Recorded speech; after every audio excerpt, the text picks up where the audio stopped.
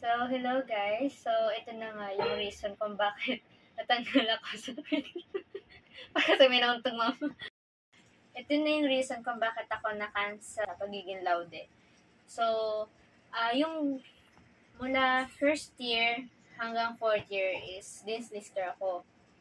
Then, meron akong isang subject, minor subject lang siya sa course ko. Nung second sem kami. Tapos, tinanong ko naman siya kung okay ba yung grades ko, ganyan. Kung bagsak ba ako. Tapos sabi niya, okay naman daw. Wala naman daw kasi ang kino-call out lang niya yung mga bagsak. So, nakampante ako. Tapos, nung nang bigayan na ng grades, nagulat ako kasi ang binigay niya sa akin, 2.25. Kapag ka ganun, dahil nga din lister, hindi siya, pag nag-loud din na, hindi siya pwedeng pumasok. Tapos, pinaayos sa akin ng co-or namin. Pinakiusap ng co-or na, i-ano ko pa kay sir, kasi sayang, kasi running nga ako. Then, lumapit naman ako kay sir, sabi niya, hindi niya na daw babaguhin yun, kasi yun na daw yun. Tapos, sabi niya, kasi daw sabi niya, hindi naman bagsak yun. Hindi yata siya aware sa kalakaran ng kung ano yung grades na pwede pumasok as laude, ganyan, pag mag-Latin honor. Tapos, ayun na talaga ayusin, dinaano na yun. Nawala na ngayon, itong, tuloy pa rin, nag-DL pa rin ako, tapos ayun, after ng second sem, pagka third year ko, tapos hanggang fourth year, consistent DL pa rin ako. Ngayon, nung pinagkuha na kami ng records namin, siyempre, check na yun lahat.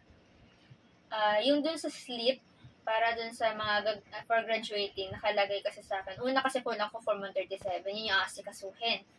Tapos after ma-comply yun, meron sa baba na parang comment nakalagay sa akin, for Latin honor. Tapos, nung 1 week, before yung na kami for completion, yung mga pirma-pirma ganyan, pinatawag ako ng isa sa mga head dun sa school, kasi sabi niya, nandun na nga yung pangalan ko sa graduation, kaso na-cancel kita yung 2.25, which is hindi na siya pwede. Umasa din kasi ako, akala ko naayos, sir, kasi laging pinapaulit-ulit sa amin ng co-or namin, ay ayusin natin yung sayang naman kasi ganyan. So, inisip ko na nakasulat yung for Latin honor, inisip ko, baka naayos, naging okay na siya. Kaso dahil nga nakan ko, sabihin, ganun pa rin, ayaw talaga ni sir. And hindi lang ako yung na-cancel na sila, dahil sa isang minor subject, marami din kami sa iba't ibang department na siya din yung reason kung bakit nawala sa pagiging laude. So, para sa mga college students or incoming college students na meron kayong goal or gusto nyo, kunwari yan, gusto nyo maging Latin honor din ganyan, huwag kayong makampante. Katulad ko na, masyado akong nakampante dahil sinabi ng teacher na okay yung grades ko, hinayaan ko na. Dapat talaga mag-double check kayo, double check nyo na, sir, gaano po ba yung, anong klaseng, po ba yung rate nyo? Kasi baka, may teacher kasi na yung katulad niya, sabi niya, hindi bagsak yung 2.25. Para sa kanya, hindi naman din talaga bagsak yun. Kasi ang 2.25 is 84, 85, ganyan. Nasa ganyan, yung range. Hindi naman din talaga bagsak. Pero, kung may goal ka as Latin honor, hindi siya papasok. So, balikan lang natin na kasi baka nagtataka kayo bakit ganun yung hugot ko kay sir, kasi baka isip nyo na, kasi baka mababa din talaga yung mga kuha ko, ganyan. Yung mga quizzes ko kay sir, okay, hindi siya ganun kataas, pero okay siya. Then, nagre-reset din naman ako. Ang masakit kasi sa akin, matatanggap ko sana, baka ganun talaga kababa yung magbigay si sir. Kaso yung mga, last subject kasi namin si sir, yung uwi namin pag klase niya, 8 na. Yung iba, kapag matagal kasi siya dahil galing pa siya ibang school, so pupunta lang siya doon sa school na yun para sa subject na yun. Mga late, lagi na siyang late ng, it's either 1 hour, 3 oras kasi yung turo niya sa amin. It's either late siya ng 1 hour o 30 minutes. Yung iba, umuwi na. Ang dami nagka-cutting class sa kanya. Tapos kung sino pa yung nag-cutting class, hindi gaano nagre-recite ng ganyan. Yung pa yung mas nakalamang yung grade sa amin. Kasi hindi lang na nakakaapak pa ng 2. Alam mo, yung parang mapapaisip ka, ano bang basehan niya, paano yung grading niya. Yung ganun. Kasi minsan, pa yan. Yung, kunwari may exam, tas absent yun, tas ipaparetake lang niya. So, kasi kapag nagpa-retake siya, sir, may minus na yun na 5 points.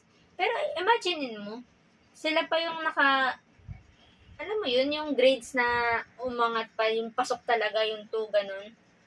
So, parang ano lang siya, parang, alam mo, okay ka naman, hindi ka uma-absent. Tapos yung quizzes mo okay naman. Tapos nagre-reset ka naman, pero ganun kababa yung naibigay ni sir. Tapos pag tinanong, sasabihin niya, hindi naman daw bagsak. O, hindi nga bagsak. Pero kahit anong explain namin na running kami, parang hindi ano sa kanya yun. Kasi baka di rin niya ano yung patakalan. Baka magtaka kayo bakit ganun ka-big deal sa akin. Kasi yung mga grades ko kasi from first year to fourth year, it's either Plat 1, 1.25, 1.50, 1.75, ganyan. Tapos, yun lang talaga, isa lang yun na mayroon akong 2.25. So, hindi, as in, yun lang talaga, yung minor subject na yan, kahit gaano pa yan ka, hindi ano sa course mo, sisira at sisira talaga yan. So, dapat, advice ko lang, wag kayong makakapante. Kung may goal kayo, pero, nakaka-pressure kasi talaga sa college, pero kasi nakakadagdag excitement siya ba na alam mong, may makukuha ka at the end ng paghihirap mo, di ba? Though, again, wag magpakampante. Lagi nyo i-double check. Lagi nyo tanongin yung mga teachers nyo. Okay lang maging makulit in a good way. Kasi, para lang di ba? Hindi kayo magulat pagdating sa dulo, hindi ka pala makakasama yung ganun. So, yun lang. Thank you. Thank you, Ange. Padagdag.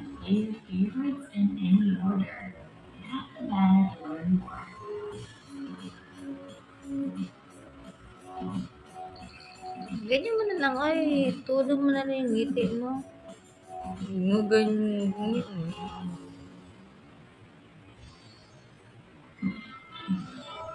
Yan. Yan. Dalawa pa extra shot lamang. 1, 6,